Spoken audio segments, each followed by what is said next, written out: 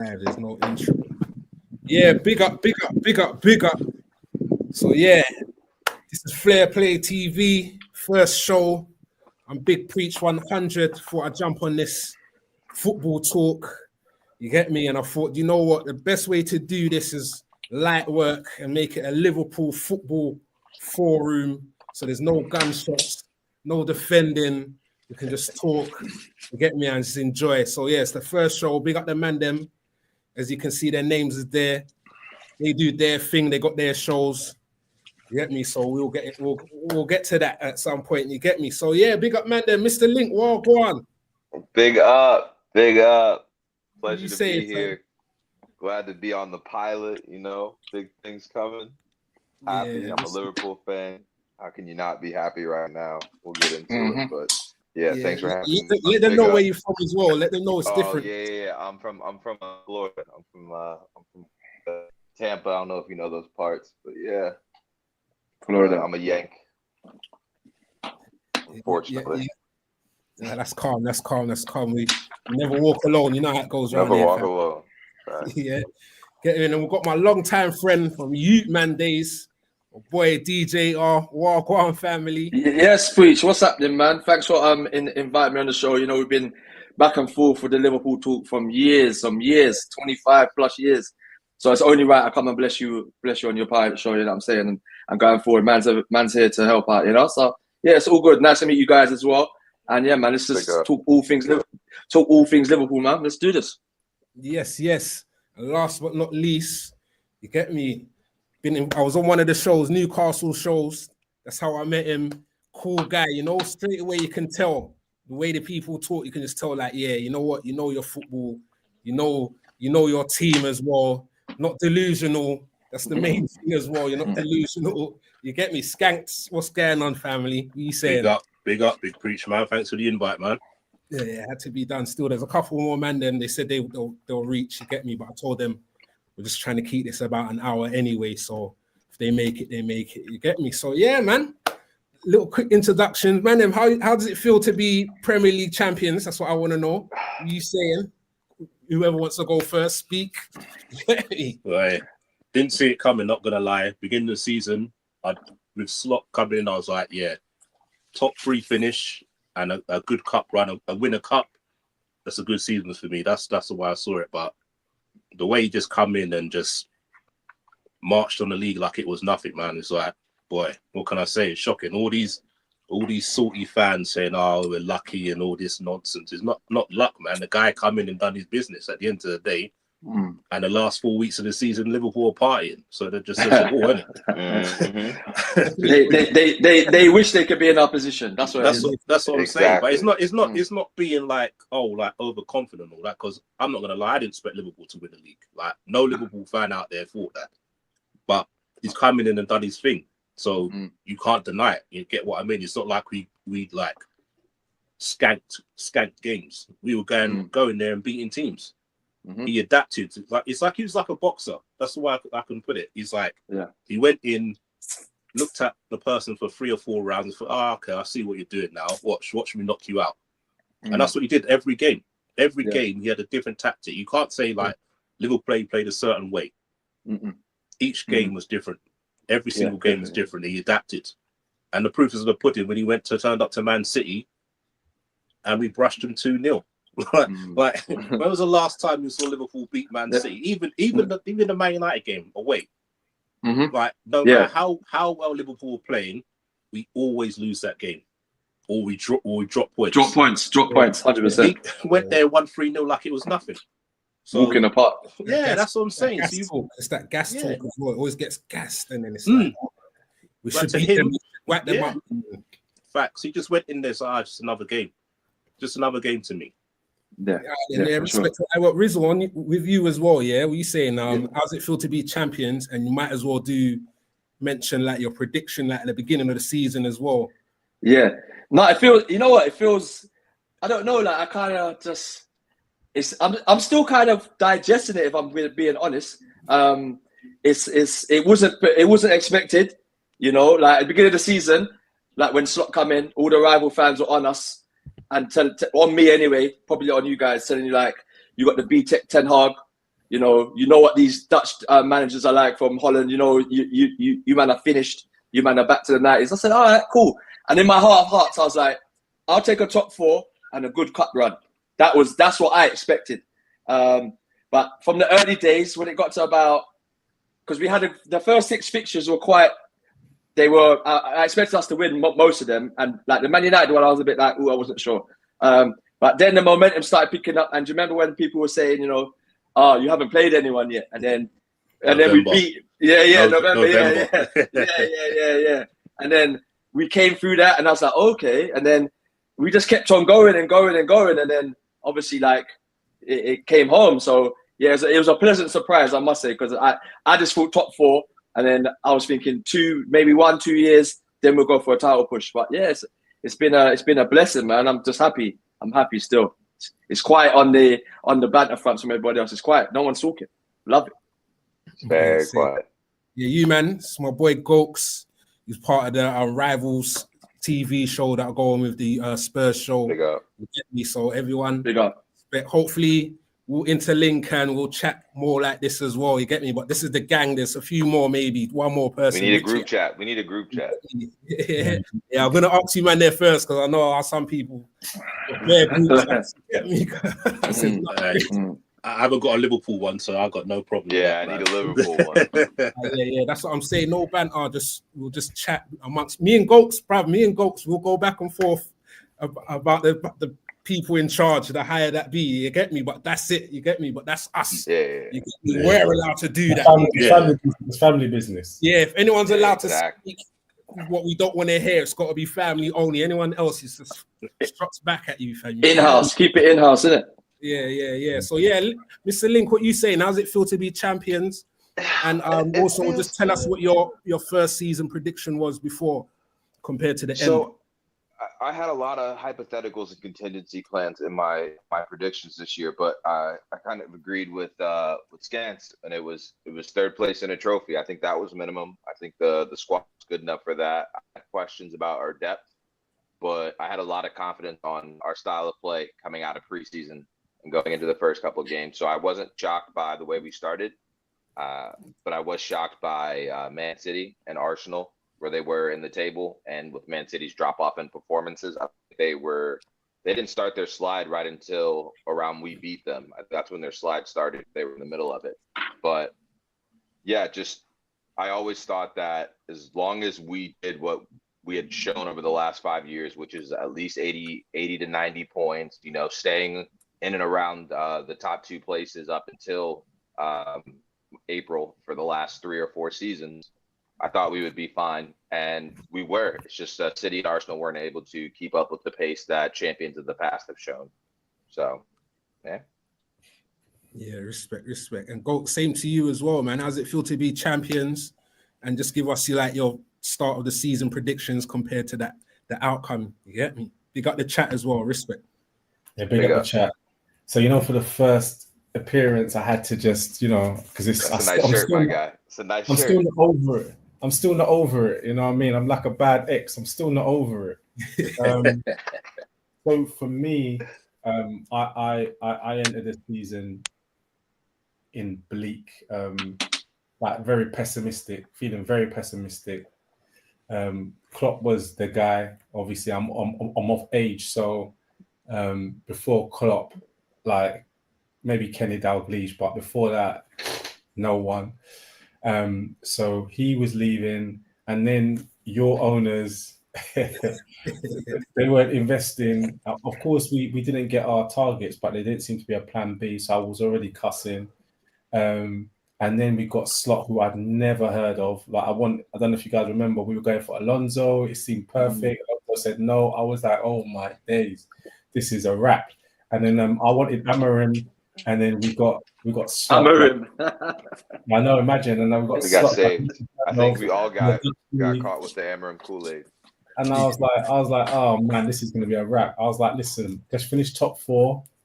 You know what I mean? And we had dropped off the season before around February-ish.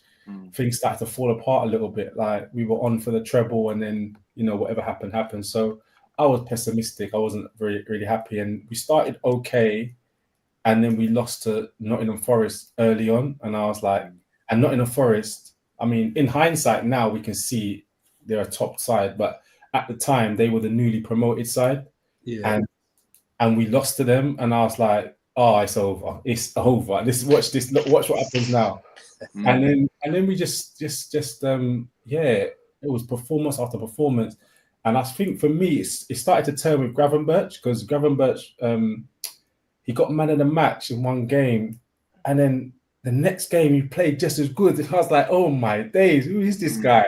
You know, the Gravenberch turn, and I started to see Salah started doing his thing. Those are the two people that initially, you know, really, really made me think, okay, we're doing things. And then it got to November, and if all the banter was going around, look at your fixtures, and we come through the fixtures unscathed. Madness. And then, you know, we look back and we see that, you know, we went 23 games unbeaten. No team's done that since the Invincibles. Not even Man City's done that. So, like, regardless of injuries and things that other teams had, we were destined to win the league this season. And even if other teams had been around and had got, you know, their maximum point tally, we still would have won the league. I'm firmly of belief of that. So, a superb season. The only down part was that the last 4 games, we kind of was on the beach, but we can understand that. And I was completely surprised, pleasantly surprised. And yeah, man, I'm ready for the new season already. Yeah. Respect for that still. And you know what I'm going to say? I'm not going to lie to you, yeah? You see the pre-season games, yeah? The way Slot had our fringe players playing, I was thinking from then, bruv, I'm swear down, the way we played, because, you know, I had a conversation with a few other friends here about how shaky we look when we're trying to play from the back. Like, we look scared. Like, we're just scared of one mistake, and it's shaky. There was no confidence, but I saw confidence in the fringe players, like in the pre-season. And I was like, Ross, he might be that good, but I couldn't say nothing, because no one knows anything. Can it Slot, Dutch League, the Ten Hag too thing. small of a sample size. Yeah, there was like I would have just sounded delusional as well. You get me, kind of thing. So, but when I saw that, I was like, raw, because Elliot looked good in those pre-season games as well, and I was like, raw, he could. It's funny you said that. Yo, so I said this in preseason. I said this is the best football we played in the last 4 years. And people did call me crazy for saying that. And I was like, nah, this is the best football we played since we had Buvac at the club. That's why I didn't say it, because it's like I saw that, but it sounds wild, isn't it? Like, to be honest with you, I never put any emphasis on preseason games. Never. Like, I never have. I don't think I ever will. But I mean, you guys have seen there's been alignment between preseason and what we did. But I've seen us in seasons before bad up preseason and then just flop when it comes to the league. So it's kind of like international friendlies, you know what I mean? But yeah. Yeah, like, it did look good though. It did look good in pre-season. Like, you watch them games, especially the game against Arsenal, you're thinking, okay, he knows what he's doing. Like, I'm not gonna take it too far, but like, tactics looked all right. So nothing to worry about. But then when you hear stories of preseason, and when you hear stories of like the depths they went to like get Slot, is mad.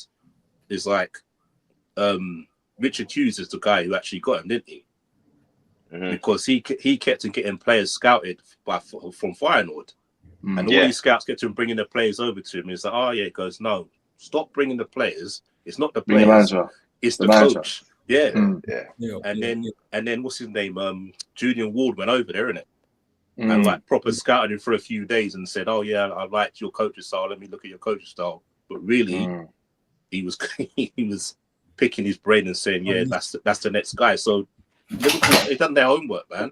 At the end of the day, that's one thing you can't say. Like, with this group of data analysts, they do their due diligence. So when they're looking at players now, like, we're getting like quoted all these different players. I'm like, if the data boys want it, then that's the guy to go for, because they don't miss. And realistically, they don't miss. Yeah, no, definitely. I think like when you know that we're in for someone, you know there's validity behind it, and there's backing behind it. It's not just like a flash in the pan like in years gone by when we signed Ricky Lambert, Balotelli, Barini, them man there. Nunes, That's what I'm saying. The dark days. So yeah, now like it's a certified. So like you'll probably come onto it, but with Wirtz and all the new signings, I have full confidence with the guys and the players coming in. You know what I mean? That they're going to hit the ground running. Well, do you know what? We'll definitely get to those topics there. Even the Salah thing, like Klopp didn't even want Salah. Like it sounds wild. Yeah. But it's down to the data. So yeah, their man there did well. So yeah, what's the time there? Only 15 minutes in. All right. So what would you say let's do the underrated player of the season. Yeah. So who do you think is not getting enough credit for their contribution?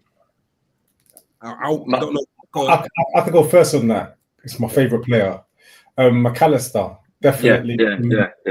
Like he is so tidy, and the reason why I say he's underrated, obviously people know he's a good player, but when you look at the stats, he doesn't get assists. He gets a few goals. Like he's not top for tackles, although he is effective. He's not that quick. So in no way does he catch the eye immediately, and he's not top of the statisticians, you know what I mean, Wikipedia page. But for me, he's the glue. Like he is he's just making it all tick. He's the cog in the middle of the watch. He's just everything for me. So he's the most underrated as far as I'm concerned. I totally agree with that. 100%. You took the words out of my mouth. McAllister, I think he sets a lot of the pace for the game. Like if you see him, he bites into tackles, and then as soon as he wins it, his first thought is, who can I give it to? And it's a forward pass. And I think I know the league was won, but towards the end of the season, the last 4 games when he didn't play, you saw the difference. When Curtis Jones comes in, it was nightmare. Like it was. You could just see that you saw the effect that he has on the game. Like when he gets it, when he wins the ball back, he plays it straight, real fast. Jones will take 35 touches, take a selfie, and then decide to pass it. So that you saw the difference there. So McAllister definitely for me, 100%. I think to me, I'll say Szoboszlai. Not because Thank you. Go ahead. It's not that. I don't think any player's been underappreciated. Like we all appreciate players. I think it's more outside fans don't see what they do. Like we see what they do. You get what I mean? Like they're saying, Szoboszlai, he just runs, he just does that. But if you listen to like Salah's interview where he's saying to Slot, "Oh, can I cheat? Can I stay up a bit more?" The reason he can do that is because Szoboszlai is doing his running through. So he may not get the assists that people think he should get. Oh, he's just a runner. No, he's part of a system. What helps Salah get his 52 GA this season? Because if it wasn't Szoboszlai, who's going to do that running? There's no one else in that team who can do that running. You get what I mean? So people don't see. People just see stats in it. They don't see the actual game. Like it's not all about stats. They don't see the running that he does in the game. Yes, you want him to score a bit more goals, and obviously get more assists and stuff. But you see what he does on the pitch. That amount of running. Yeah, Salah ain't getting all does the he goals. Does he do enough with the ball though? That's my only thing. But that's what I'm saying. That's what That's a different conversation. That's what I'm saying. He doesn't do enough with the ball. I understand that. Like his first touch, especially when you see him play for Hungary, he's banging in goals from some ridiculous angles. You get what I mean? I know someone who said, he'd be a great right back.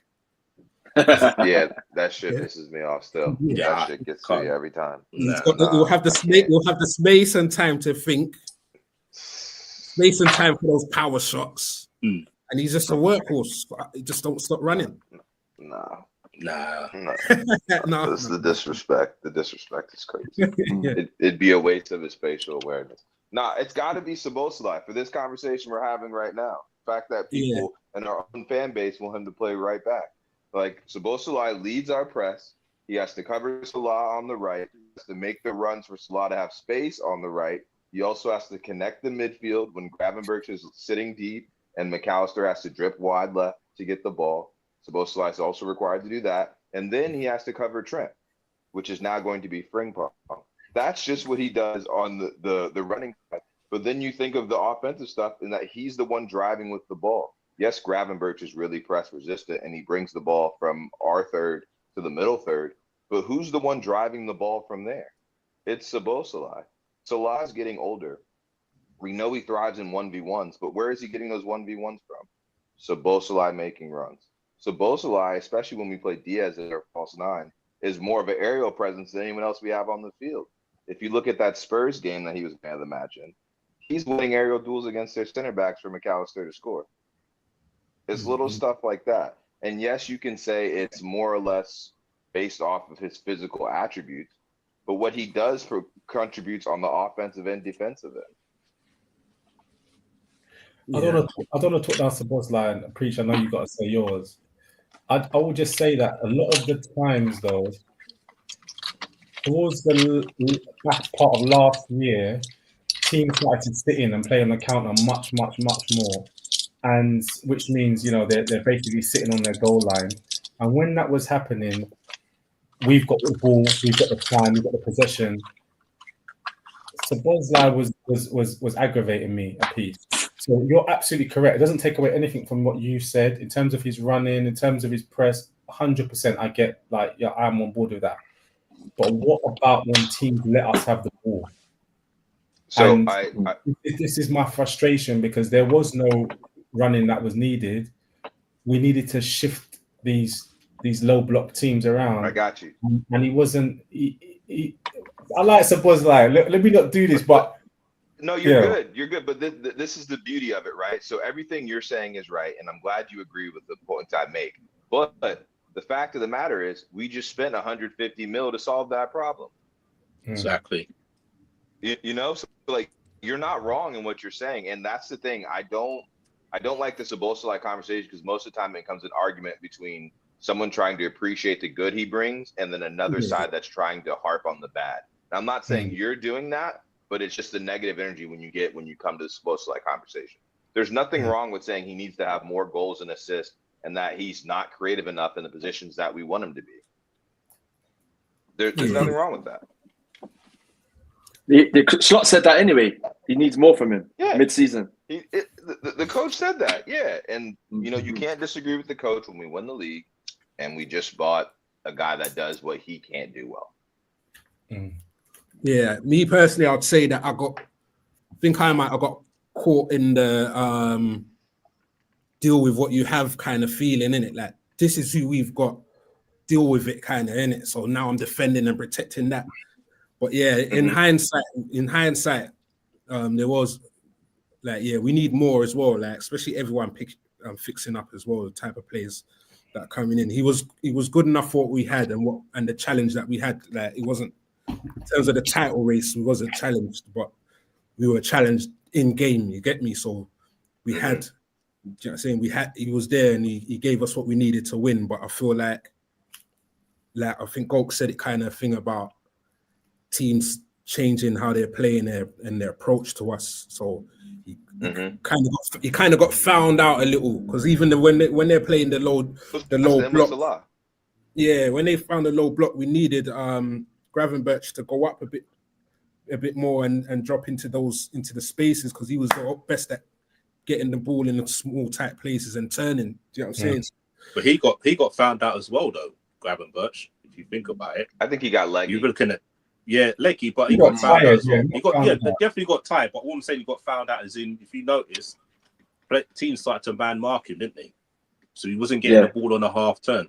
But if you notice in the last 2 or 3 games, I know he didn't really do anything in the last 2 or 3 games, but Slot changed his tactics because we watched him.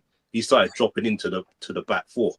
So he made 3 centre backs. He started dropping deeper, picking up from the goalkeeper, and no one could press him there. So we may not have done anything in the last 4 games, but tactically, Slot was sort of tweaking things already, thinking, I got another plan for you next season. So I think everyone can really step up. I think obviously going to come onto the signings they're making, but that will help us more next season as well because using the straight 15 players, it towards the end we were dying, man. Yeah. And the cup final showed that, man. It was exactly the same thing as last season as well, though.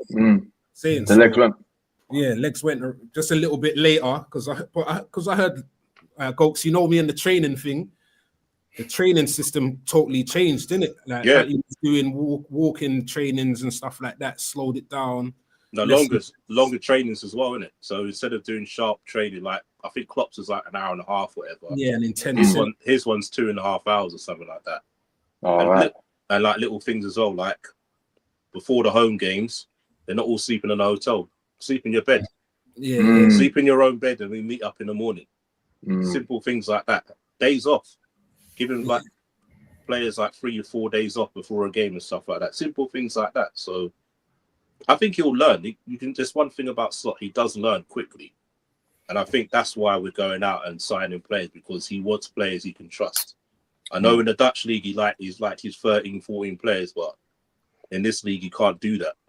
Yeah. You can't survive in a season of playing 14, 15 players because there's too many games. There's no winter break. And the teams, like you said, the teams in the bottom half are just as good as good in the top half. So remember, first game, Ipswich. You knew. Knew, right? That's one of the things Fly had too. He said every team is good. That's probably the biggest difference.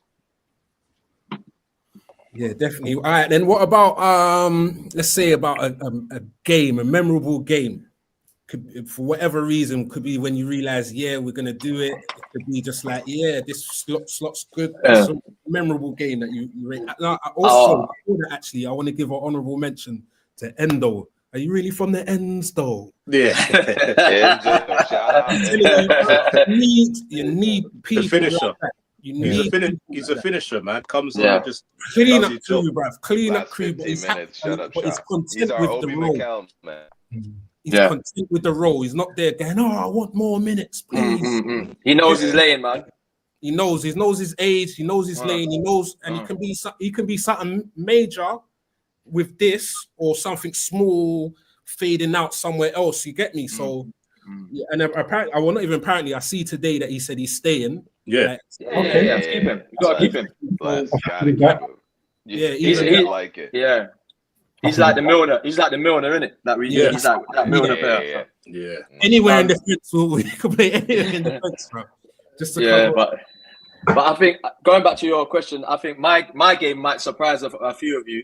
I think it was the Fulham game at home 2-2, when we went down to 10 men for like 70 plus minutes of the game, and like in that game, Slot changed. He tweaked it about 5-6 times. You see him on the pitch. They did an analysis for it on Sky, and you could see like he dropped Gravenberch into centre back, and then he was tweaking like every 5 minutes when he saw Fulham were attacking certain things. He would tweak. And in that game, Szoboszlai was like 5 man on the pitch. He was a demon on the pitch. Like he was everywhere. And that game there, I was like, when we come out with 2-2, and we nearly licked it in the last minute as well. And I was like, I watched it back. I said, you know what? Last year we would have folded, but like we drew that game because of Slot's tactical. I was like, right, this guy's actually serious. And when they broke it down and they showed like what he was doing in the game, like he was just saying certain players, drop here, drop there. It was sick. And I was like, you know what? This team has shown me something I didn't think we had, you know. And Fulham are not no mugs. Fulham are decent, and they're a bogey team for us. They normally cause us problems. So to get a draw of 10 men, 75 minutes plus, that was the game. I was like, you know what?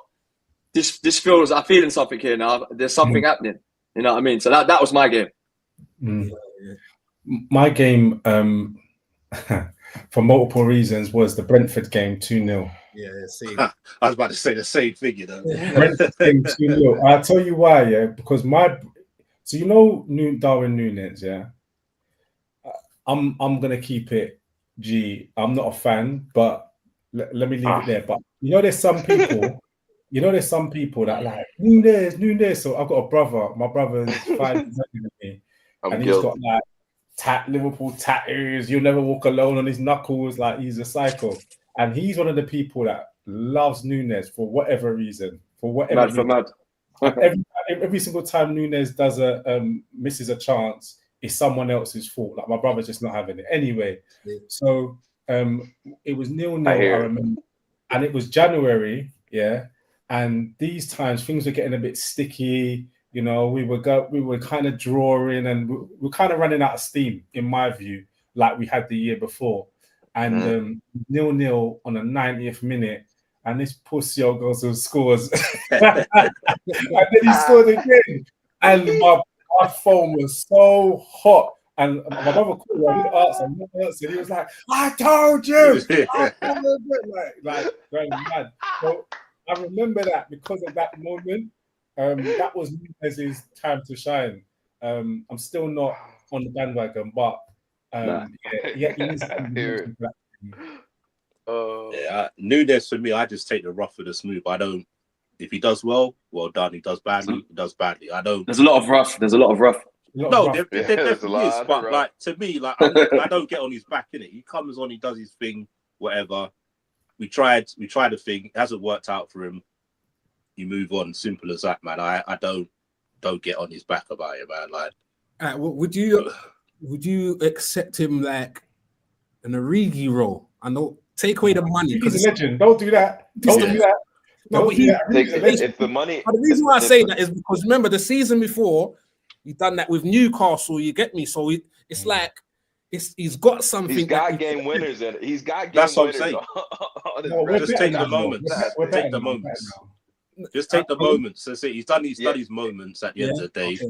That's just the way it goes, man. It's not even about the money. Like people go on like, the thing with Edwards and them, you know, we're gonna get most of that back. So why are people worried about the money? No, he's done his thing. When he's in a one-on-one situation, I'm just sitting so relaxed. I'm not even like, I'm just relaxed. I'm like, he's not going to score this goal. You know it, innit? I'm so relaxed when he's in a one-on-one situation, and more often than not, he misses it. And I'm like, I'm just emotionless. I'm like, okay, let's try again. You know what gets on my nerves the most? He does it a lot. You get me? I'm one of the Nunez as well. But what gets on my nerves is, in a couple games, it's like when he should have passed, he shoots. And when he should pass, and in the other way around, when he's supposed to pass. Yeah. The only time he did it correctly was against Arsenal when he set up Salah for the 2-2. Yeah. There was a period though when him and Salah were linking up. Like every time Salah would get a look for him. Salah loves playing. I think that was the start of the season. Salah loves playing him last season. Salah loves playing with him. He said it. He said he loves playing with Nunez. It's like the first 10 games they were linking up. Yeah. But you see that Nunez's misses here when Salah puts him in. When he misses, watch Salah's reaction. He's all the time. You see Salah going watch it back. There's like a compilation of his misses, yeah. You'll find it somewhere online. Watch Salah all the time he misses, yeah. He goes mad. He's fuming. He's actually killing his assist restful. Killing it. Him and Virgil, they don't hide their faces, fam. They don't. Nope. You can't. Yeah. What's you guys' memorable game then? Because we didn't finish that round. Brentford's the same for me. Because it you know what it is, that dagger to the Arsenal fans. And when you hear that, was it after the game when Partey goes, "Oh yeah, we were watching a Liverpool game," and then because they drew, didn't they? I think they drew against Villa. They were 2-0 up against Villa, weren't they? And then Villa scored, and then they come back and drew 2-2. So and Partey came out. Oh, goes, we're watching a Liverpool game, and we thought it was game over. And I was like, that was the dagger. That was the game when they knew it was all over from that game. Yeah, so I was thinking that game as well. Obviously, it's mentioned, so I'd say the City game, Man City, and only because Slot said in interviews that he looks up to Pep, innit? Like he sees Pep as the sensei, but he's not one of his students, kind of thing. Yeah. For me, it was like, bruv, you've just beaten your hero. Like wildly, bruv, just beating him. So I'd say that game. I think it was the home and away. Home and away. The first one. Yeah. Anfield. Yeah. Beginning of the season, innit? What was November? No, November. That was that busy period we had. When we was going to play Madrid, we had to play Madrid as well. We beat Madrid like just the game before. 2-0. It's like 2-0. And then we beat Newcastle. What was the game when Not Trent. What game when Curtis was balling out?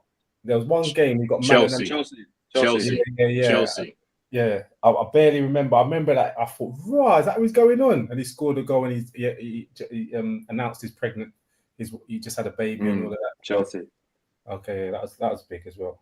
Yeah. All right, well, any more you want to mention? The Brighton game, huge. The 3-2. I really liked similar to what I forgot who said it about the City game, but the Arsenal game. I felt like we went into that game with no respect for Arsenal, and it just showed through the players. Virgil, especially when he scored and to equalize it early. I just thought from there we weren't going to be worried about any team just because it didn't look like City was looking too great at the time. Should have won that Arsenal game. Should have. Yeah, Arsenal, man, we gave him too much respect in that game, man. We should have gone. But we do that at the Emirates. At the Emirates, that performance is every season, every single season, and it was pretty much the same like we do at Man City, apart from this season, which is a nice change. So I want to see us at the Emirates just go for it, man, because we just don't. We let them come at us, and then we see what they're about. Go after them, man. That's what I want to see next year because Definitely. Definitely. All right, then. So we're going to move on. Next section. We know what time it is. We're going to talk about these transfers, the ins and the outs. You get me? It's been looking real good. Yeah. You get me? Definitely new to all of us. This what's been going. It's not new to me, man. It's not new to me. I've been playing man. It's not new. You know? It's not new though. Realistically, you know what I mean? It's kind of like we need to sell someone first. Yes. When I say new, I know it's not new because if you think last season we didn't spend no money, so it's like we're kind of using a bit of that. Maybe I don't know, but it's like it just feels new. Frimpong, everyone. I don't want to go too far ahead anyway, but it's just waiting, isn't it? It's what they normally do, isn't it? They wait. It's wait for certain players. No, but think about it. Van Dijk. They waited. They went through him in August. It didn't work out. Yeah. Instead of going for some like anybody, they're like, "Nah, we want him." Went back and dropped the 75 million in what's it called in January and got him. Same with Alisson. Remember, we weren't going to get Alisson because they quoted too much, and then what's it called? Karras made that mistake in the pre-season against Preston. It's like, yeah, nah, Klopp's that now. Nah, it's long. Can't happen. Champions League final, my guy. No, but I don't. No, it was after. It was the I forgot about. Apparently, he's only just his confidence back still. I forgot about that game, man. That's out of my memory. But the pre-season after the Champions League, he definitely made the mistake again, and Klopp's like, gotta get rid of this guy. I tell you why it's new for us though, and I feel really uncomfortable is because like as long as I remember, we've never got the best available player in the world. Not best player in the world, but the player that's available that is the best, if that makes sense. The best available player in the market. I said it right the first time. And like with Van Dijk, he was like a good defender. He'd been in Celtic. He'd be at Southampton. It would be the equivalent of us getting like, I don't know, Gay from Crystal Palace, like, or Murillo from Nottingham Forest. Someone that we maybe know. Murillo, remember what's it called? Chelsea and Man City are after, remember? And he said no to both. He was the best rated center back in Europe that year. No, I don't think he was the best in Europe. He wasn't better than Ramos, for example, at Real Madrid at the time. He wasn't better than Marquinhos. Not like popularly rated. He had the best rating for like a season for center back. But with Van Dijk, they were saying, can he meet the levels of Varane? Ramos, like, can he? That was the talk. They said he was good, but is he going to be Varane's level? That's what they compared him to, and obviously he surpassed that in that Champions League final. He was levels, man. Trust me. And then he's just gone on from there. So this is new because now we've actually, because I remember when we were linked with Verts, like, I don't know, maybe a month, 2 months ago, and I was like, why are they doing clickbait? It's never going to happen. And then and it's just, I know he hasn't officially signed, but it still doesn't even feel real. It's like, okay, finally we're acting like a big club. Like, this is that I'm down for this, you know what I mean? And not just any signing, like 22-year-old player of the season, invincible. There's a lot there. So, yeah, it's feeling good. It's definitely feeling good. Definitely. And I think like the mistakes that we did when we won the league last time, we did sign no one. So hopefully they've learned from that, and you know the three players that I quoted, hopefully they come in and one's coming already, and the other two potentially. I got the scars from the transfers. We all do it. Everyone's doing it. Until I see him in the shirt, that's it. Yeah, same. That's what I know. Yeah. So, but who do people feel we need? Who do people feel we need? Like, so if we just sign those three and the season started, would you guys be happy, or do you feel like there's a big deficit somewhere? We need a striker. Really? Now, you know, if you like, just say we've the 3 players that I mentioned, that's wrapped up here. Just hypothetically speaking, you can only get one position. Don't worry about names, who it is. Just one position in. What would that be? Centre back for me. Striker. There is centre back. Centre back. Striker for me. I think if it was one player, I take the centre back. However, knowing how our window is, it's the striker. Yeah, if we got so much is dependent on departures. Yeah. If we got a centre back that was good, you get me. I'll be cool. I'll trust them, man. I'll give Nunez another season. I'll trust it. Like, do you know what I'm saying? I'm just saying they're not that bad altogether. It's not even. Yeah, exactly. He's not saying give Nunez the spy. He's saying like just for the centre back, just to get the figure it out for another year. But I was thinking about this today. Yeah, we got very, very touchwood lucky with our centre back being fit for most of last season. Because when Konate was out for that 5 weeks, and Joe Gomez rocked up to Newcastle on that Wednesday, I was like, boy, this is looking a bit long, bro. You know what I mean? That was a moment more, actually. To be fair, it wasn't lucky though, because that's another reason why they brought in Slot. Yes, because of his injury record. So it's not really lucky. And a lot of people saying to us, "Oh, we got lucky with injuries." We're not lucky. That's another reason he got brought in. I give management the application process. Wow, that moment was scary though. Because think about it. Did you see Ibu play this many games this season? Never. No. It would, you know, it'd be interesting if Matip was under Slot. Yeah, there you I go. like Matip because he's a fan. Think about, and Ibu's injury wasn't an injury. It was that bloody what's his name? Emmerich coming on wild. Kendrick. Yeah, Kendrick coming on wild and trying to boot him and then lands on his knee. You get what I mean? So you can't really say that wasn't that's an unlucky injury. Yeah, that happens in football. Though. Like Van Dijk was out for a whole year because of a freak injury. Like these things will happen. So when we say we're lucky injuries, you can maybe, I suppose your point, Scans, is that you can put in procedures so that people get less strains and tears and so on. But if you get kicked, you're gonna get you get kicked, and that happens in football.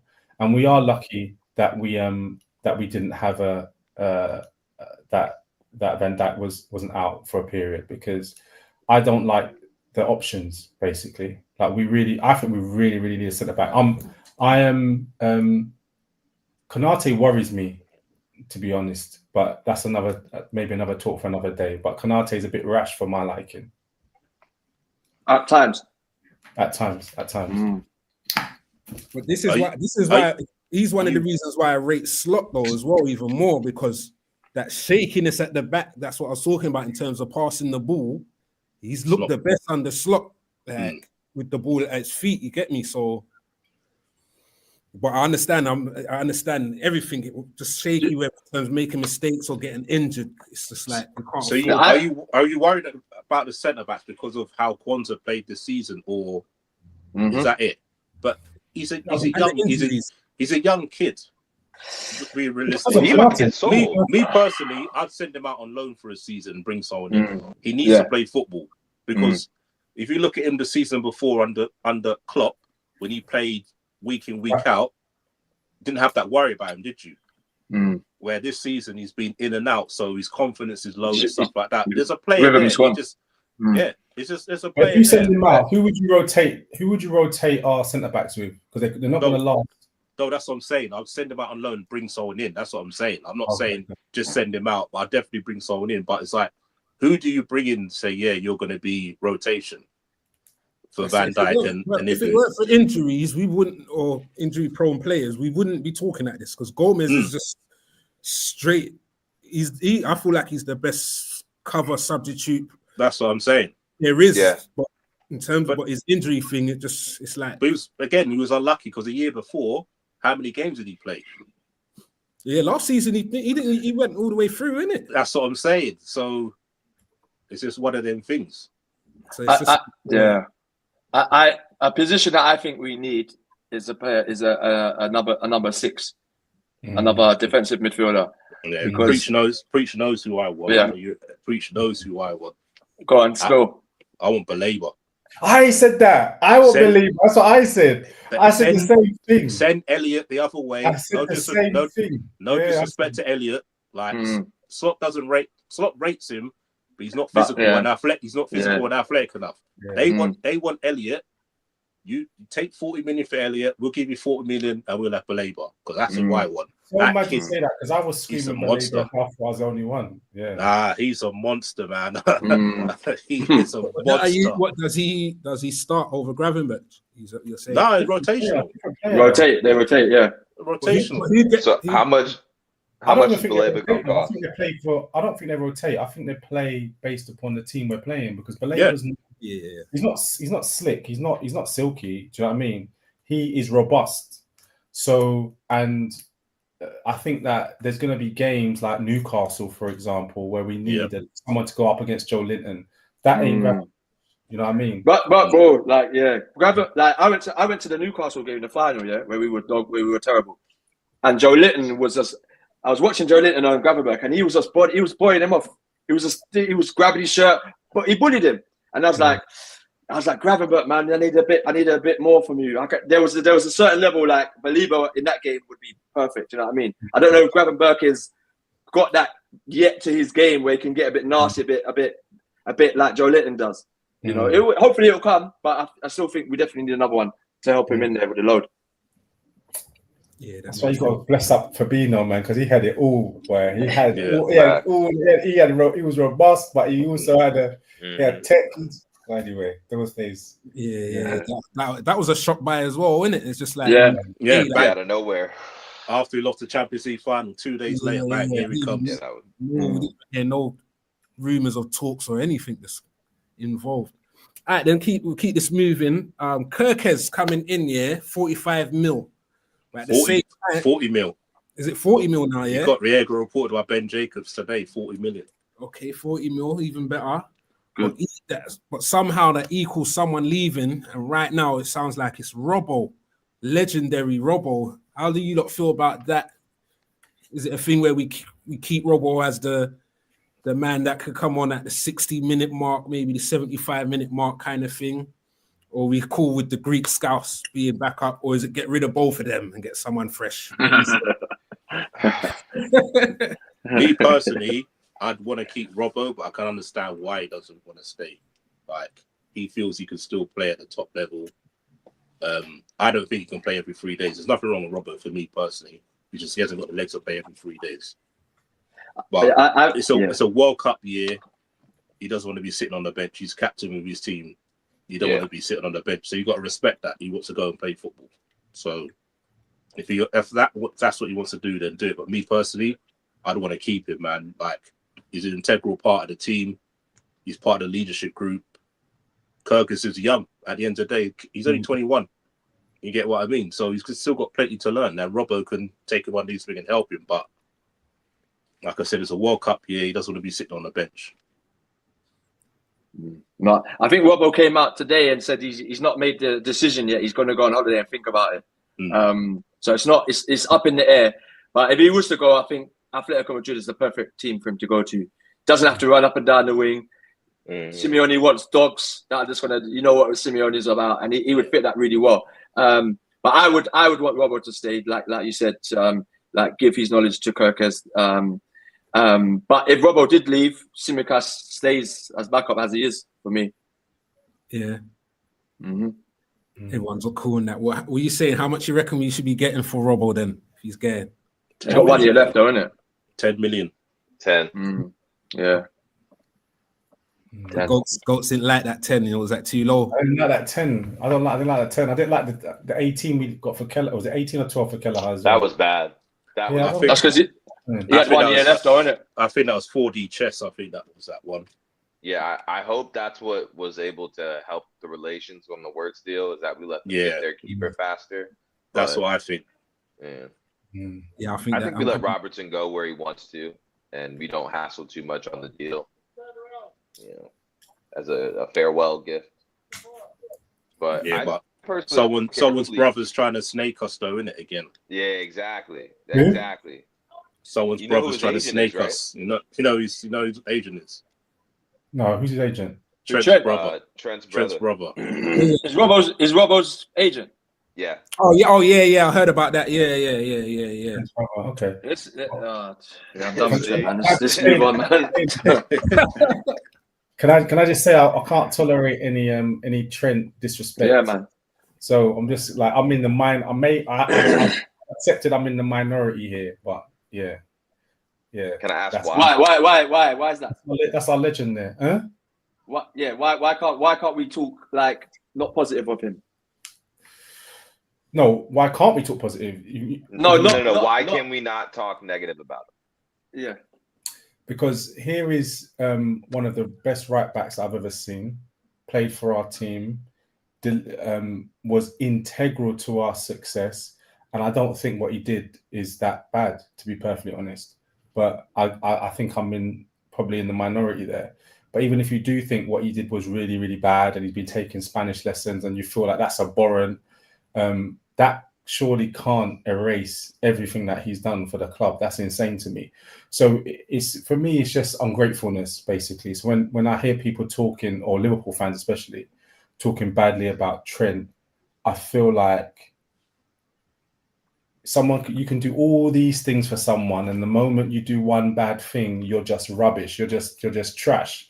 And I don't see it that way. I see things that, look, he's done so much. Maybe he did one thing you didn't like, but that doesn't, you know what I mean? To me, the equation is still heavily balanced in his favor. That's my view. I don't think he's trash. I don't think he's trash at all. I don't think he's trash at all. Good luck to him what he's doing. But what he's done, the way it's worked out, the stuff you were saying from the beginning, saying that thank you, it means more to Liverpool. You basically want to be the next Gerrard. All these interviews. My favorite team growing up was Barcelona. Blah blah blah. I can't wait to play for Real Madrid. Real Madrid's our rival. You do your interview in Spanish. Like you can't dismiss that. At the end of the day, how is Michael Owen treated? How is McManaman treated when it comes to Liverpool fans? Because they did the exact same thing. So you've seen what happened to them. But you're coming like Trent was treated. You're coming treated. Of course, yes, they are. Like Owen is. McManaman is. McManaman is. When have you ever seen them in the come back to the Legend Games? I've never seen them got booed McManaman is in Liverpool on the pitch side every week. He's on the pitch. He's on the pitch side. He doesn't get booed, but he's not respected in Liverpool. Neither is Owen. People are not on the social media because he went United. People are on the social media going mad. But all right. Yeah. What social media are the same as it is now? No, okay, fair play, but it's here now. I'm not agreeing with what people have written on social media and stuff. But what I'm saying is like, you talk the big talk. You wanted to be the next Gerrard. That's all you came out with. Yeah, at the end of the day. That was your entire brand. That's what I'm saying. And then you've come out and basically just stomped to him. Like, look at Jack Grealish. What did Jack Grealish do before he went to Man City? Signed a contract, bro, and got 100. Yeah. But it's little things like when he scored a goal against West Ham, he's doing all that. Yeah. So you're telling us to shut up then, basically. Like, shut your mouth. You know, the Freudian slip during the interview. Oh, I've been waiting for this a long time. You know, man. It'd be one thing if he left and he said, "I want to go to Real Madrid." He could have said that at any time over the last 5 years. I want to go to Real Madrid, and we would have had to deal with it, and then this narrative would be a little bit better in my eyes. But the fact is, he stayed hidden for the entire season because he knew he was making this move. And if you want to go to Real Madrid, that's fine. We can't stop you from living out your dreams. But don't make an entire brand about being this one club man, saying that you're going to stay, trying to cater to the emotions of your fan base, and then leave. And then do a rebrand. That, like, it's a money grab, and that's okay. But just be honest about it. I don't see it like that. I don't see it like that. Because at the How end of the can you day, not see it like that? He's let me tell you how He's changed his moniker. No, he could change his mind, but that's number one. No, number moniker, two, his name. okay, but Trent. Look at the way football team. To me, what I believe, is that you are all influenced by propaganda, and I think the propaganda is generated from the club's PR. That's what I personally believe, generated and proliferated with the fans. Because what I personally believe is, look at the way that clubs treat players. When clubs don't want a player anymore, no matter how long they've been playing, they string them along, and when they've got like a month to go, they often tell them, "We don't want you anymore." Look at KDB as a perfect example. He just comes to mind. But Kevin De Bruyne just said the other day, "I was shocked not to get a contract. I was waiting for that." Look what's happened to Salah all this season. Okay, Salah has re-signed now, but Salah for the whole season has been openly saying, "I want to stay. I don't know what's going on with these guys." So it's okay. It's okay for the club to keep the cards close to their chest and at the last minute say, "We don't want you anymore," or put people on the trash heap, like what they do to every single player in this industry. Like what's about to happen to the Greek Scouser in a minute, right? Like he's halfway through a contract. I guarantee Liverpool are going to say, "You're not in our plans no more." And it doesn't matter if he's got 2 years left or 3 years left. They're going to kick him to the curb essentially, or freeze him out. So it's okay when clubs treat players like cattle, but when players say, "I'm going to keep cards close to my chest. I'm not going to expose my inner workings a year in advance, 2 years in advance," because clubs don't do that to players. All of a sudden, he's a rat. He's a this. Why is he doing all of these things? Now, I do understand that some of the things that he's done, he hasn't handled it in the best way. But I honestly believe that a lot of the way that people look at him is pure propaganda, because the clubs treat players from academy, the way they get rid of the academy players, are like with a week's notice after they've been at the academy for 10 years and they're out on the rubbish heap. You guys must know this. So like, I see exact parallels, and he's got to do what is right for him. And not only that, he came through the system. We got him for free. He's been there for 20 years. We won everything with him. Like, yeah, he's done some wrong, but I don't see that one thing outweighs the other. So that's just my overall view on it.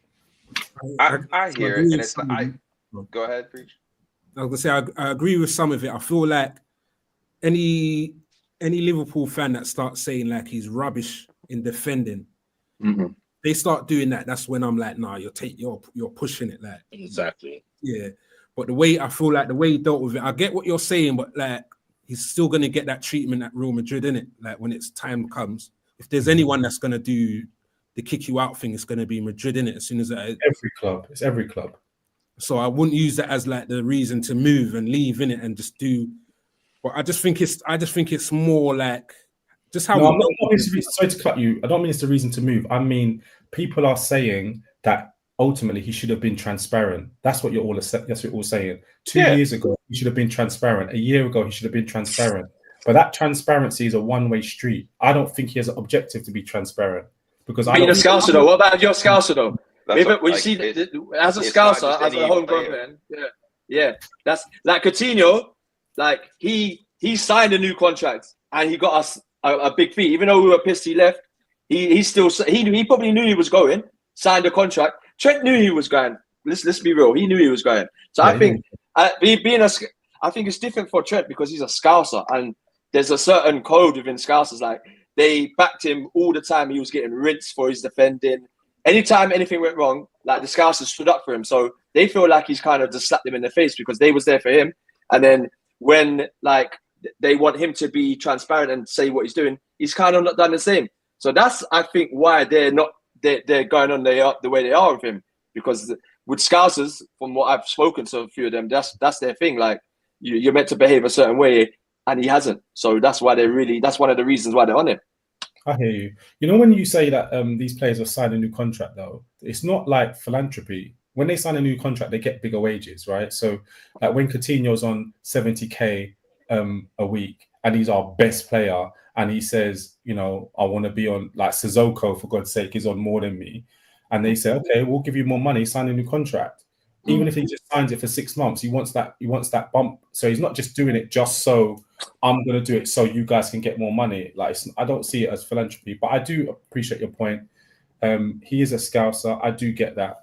But I remember when Sterling was playing for us and he went to Man City and we got a big chunk of change, and he still got booed every single time he touched the ball. And what did he do wrong? So I honestly feel like it's because we didn't want to lose him and he like down tools and stuff like that. I think that the club generates propaganda, like just like in the war, basically, and it gets people to feel a certain thing. And I don't think they generated propaganda because he's the one who said the stuff. You can't club not generating anything. He said it. Got receipts, innit? You got receipts. Yeah. You got receipts. It came out of his mouth, so the club didn't generate anything at the end of the day. Like everything came from interviews he gave over the years. So the club hasn't generated anything. He generated himself. That's the way I see it. Like I said, good luck to him. I'm not going to begrudge him, man. If he wants to do it, you're going to go do it. But the thing I've always said, don't come back to Liverpool thinking you could come back with open arms because of the way you've left. That's all I've ever said. And there's little things he's been saying since he's gone. Like I saw something today, he said, the training is much quicker. Like, and he's basically saying so like it's better. Training's better there, isn't it? We're reading into it now because this is what I mean by propaganda. I didn't read This is what I mean by propaganda. Listen, all players say this. Do you remember when Curtis Jones at the start of this season? About Klopp. I finally got a manager. I might be paraphrasing wrong, but he said, I finally got a manager who's playing my type of style. Rare. I'm reading it. I'm like, what? But that's different than saying the intensity and it's the best practice. No, but he's saying the same thing. He's saying it's better. Curtis Jones was saying it's better. He's like that, and even Trent was even saying, this manager's helping me with my training, with my defending. I've never had a manager do that before. I remember this quote. So I don't know, man. Players all say this type of thing, but for me, he's not infallible. He's done some wrong things, but he changed his mind, man. That's it. Shout out. I haven't got a problem with him leaving. To be fair, it's just how he's done it. I think he handled it wrong, and that's my issue with it. But I want. He wants to go good. I hope he does well over there. But he didn't leave on the best of terms. He could have done it better. This is my story on it. Trent decided when Klopp was leaving, he was leaving. Right? Like that's understandable. Like your favorite manager, the only professional manager you have, did that. It's your pops, right? So it's pops. So he made that decision then. Question marks over Salah and Virgil's contracts. The club weren't trying to offer Virgil and Salah contracts because they're above the age to offer those contracts. Like we're gonna get down because he's the future of the club, yada yada yada. But Trent was like, I'm already dipping. Then the club found out that Trent was, and so they signed Salah because they're wrong. Breaking up. But messed up because Trent didn't think he was going to win the league. Trent's plan say that we have the ambition to fight for trophies, and he wants to win trophies. That's why he said the blue or shit at the beginning of the year, because he was trying the whole, it's the ambition, and we'll see. But you can't say it now. And that's why he looks bad. We took the excuses away from Trent leaving, and that's why it looks worse than it is. All right, so then I'm just going to end on this note here then, seeing as we were talking about Trent, but he's gone, and we brought in Frimpong. So how do you feel about Frimpong? Like, what do you feel? Do you think he's going to cover? Is he covering Trent? Is he what we need? Do you think he's going to do it? Do you think it was just because it was an easy transfer, like hassle-free? How do you feel about that one there? Because I feel like he's like under the radar. Like we talk about everything else, we don't talk about Frimpong now. Like I think maybe when he was doing the negotiations, but now it's just like I think he'd be all right. To be honest with you, I think he'd be horse for courses between him and Bradley. I Bradley. don't think. Is he better than Bradley? Yeah, I I think think- he is. Yeah, I think he's more polished. I don't like the word better right now with that comparison. He's more polished. I think Bradley's yeah, probably better defensively than him. Yes, yeah. That's what I would But say. Bradley's still got a lot to learn defensively. Like there's still a lot of flaws in his game that he needs to tighten up on. But he's like you said, he hasn't even played like he's played 1 year at Liverpool in the first team. Really, if you're thinking about it. Yeah. So it would be good to have Frimpong and them rotating for certain games. But yeah, I think he's probably the best available right back on the market this summer that we could have got. Yeah, I can agree with that. I think he's definitely better than Bradley defensively as well. I think Polished. But polished all round. I think all round he's got higher stats, definitely for sure. Like from what I've seen, you've got to remember, he's number one. He's come from an invincible. He's done an invincible season, and then but two, I just feel like his challenges are a lot more like controlled, and I feel like Bradley's he does those wild Jamie Carragher challenges, bro. like and it works. You get me? So then how do you get me? But like I don't know. I just feel like he's more controlled. I definitely feel he's what we need. Like even for Bradley's growth as well. You get me? I don't think it's good putting that pressure on Bradley. Can we play? Do you think there'll be games where they play Bradley and Frimpong, but Frimpong ahead of Bradley, and maybe Probably. Salah comes out of the rest? They've been Probably. saying AFCON. AFCONs, Yeah. I didn't think of that. Last AFCON, probably. Okay. Do any of you think we might get Isaac? Yeah. Wake up, man! Wake up, man! No, It's not that difficult. It's a very simple task. Just put the transfer request in. If he has the balls, it's gonna be over 120s, 120s, man. 120. It's gonna be 120. But if he puts in the transfer request, it probably caps it at 130 at most. How long has he got left on his contract?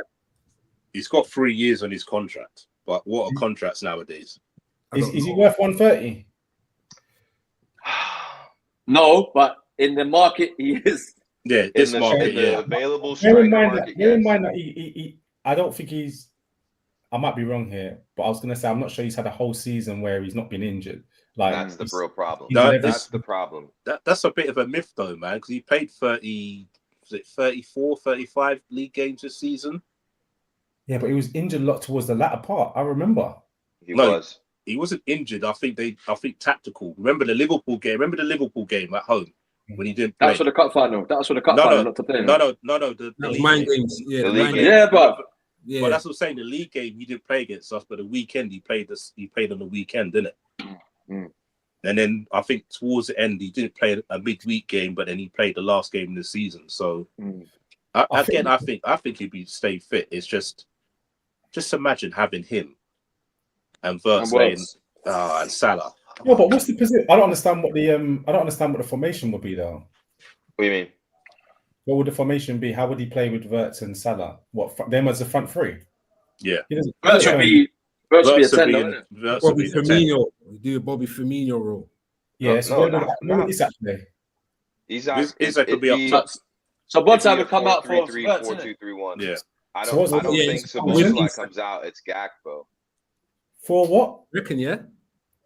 What would you say the formation would be? If we get either a Isak 4-2-3-1 or a 4-3-3. So Bosley if it's 4-3-3, then that means that you're saying that the front three would be Wirtz, Salah, and Isak. No. Or Szoboszlai. So Wirtz will come in for Szoboszlai. Yeah, Szoboszlai will be on the left. Up front would be someone like Gakpo or Diaz. Yeah. Isak and Salah, innit? Yeah, that would be the front three. That would be the front three. I don't think Gakpo starts if we buy Isak. So Diaz, Isak, and Salah, and then behind them will be Wirtz, McAllister and Gakpo. And Gravenberch, yeah. I think 4-3-2. I think 4-2-3-1. Yeah. 4-2. McAllister and Gravenberch, and then in the 10 Wirtz, and then the front three Isak, Salah, and one of the other two. I think he's changing something major this season. I don't think we're doing the same thing. He'll keep evolving. He'll tweak certain things. He will. Do you guys remember the game we played against Brighton, the most recent one, where he had Chiesa up top? Yeah, we lost 3-2. Yeah. Oh, yeah. Remember the tactics that we were playing? You saw the No. positioning of our outside backs, the movement we had. We're Yeah, gonna do tactics that are dropping- similar to that. Yeah, Gravenberch's Gravenberch dropping deep. Yeah. That was the introduction of the new tactic that we have for next year. So if you start putting in players like Kirkez, Frimpong, you can start to see what's going on. My question is, I don't know if Wirtz is going to be on the left tucking in, or if he's going to be one of those two 10-ish area players. He's got to be 10. He's going to play the 10. That's how he sold it. Well, Yeah, that's like, how he is sold he the playing idea. the 10 position and where his actual positioning is, or is it just an idea to where he's our chief creator, regardless of where he is on the field? Because he goes everywhere. You can't limit him to one area of the pitch, regardless. Yeah, So yeah. that's where my question is. I don't know. We're gonna have to find out. It's exciting. It's Yeah, exciting. yeah, question. proper. It's good. It's good problems. Yeah. But I mean, if he is in the number 10 position wise, then I guess he's got the freedom to go anywhere he wants as well, isn't it? Yeah. Like if anything, that's the best spot to have that free roll. That's how he sold it to him, innit? Because that's why he didn't go Bayern. Because Bayern, he'd have to share the number 10 slot with Mussolari, isn't it? Where at Liverpool, Slot said, "Yeah, you're my guy. That's your position." Mhm. I think so. And yeah, all good, Preach. Yeah, and we'll leave it there. Appreciate that. You get me? I wanted to go into the EHS, that's Edwards, Hughes, and Slot, but we'll leave that for another one. Oh yeah. Because that's a whole session anyway, that one there. But yeah, man, them respect for jumping on the show, the first show. You get me? Many more to come. You get me? It's the check-in session. We talk, we chat. You get me? We be the family, and we just, you get me? Therapy, that kind of vibe. You get me? So big up the chat. You get me? Look at their tags. You might see them around on the socials. Everyone's doing their thing. Everyone's about doing something somewhere. Yeah. Big up, man. And I don't even know where to close it. There it is, Lee Studio. Found it, yeah. Big up the Big gang. up, man. Respect.